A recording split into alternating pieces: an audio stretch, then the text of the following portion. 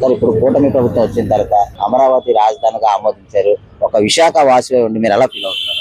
100% హ్యాపీగా ఉన్నాం. ఇప్పుడు ప్రతి ఇంటికి ఒక పెద్దలా ఉంటాడు, ప్రతి రాష్ట్రానికి ఒక రాజధాని ఉండాలి. ఉండకూడదని చెప్పే వాళ్ళు ఆలోచించుకోవాలి. రాజధాని అనేది కన్ఫర్మ్.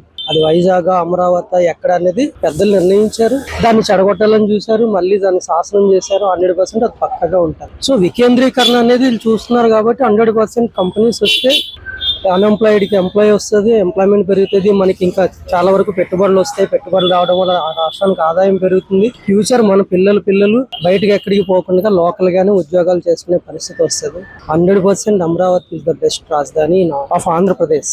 ముఖ్యంగా నారా లోకేష్ గారి పనితీరు అనేది ఎట్లా ఉంది? 100% సూపర్ అండి. అసలు ఆయన అలా తయారు చేసింది ఇల్లే కదా. పప్పు అని ఉప్పు అని అంటే ఆయనకి లేని ఆలోచనలు కూడా పుట్టించి ఆయన నిజంగా పప్పులాగే ఉండేవాడేమో ఇప్పుడు నిప్పులా తయారు చేశారు కదా. మొగడే కూర్చున్నాడా, రేపటి రోజున కాబోయే సీఎం ఆయనే కదా. అసలు ఇంట్లో కూర్చోవలసిన ఆయన్ని సీఎం పీఠం ఎక్కేలా చేశారు కదా. అది ఎవరికి నష్టం? వాళ్ళకే నష్టం. ఎవరైతే అలా తయారు చేశారో వాళ్ళకే నష్టం.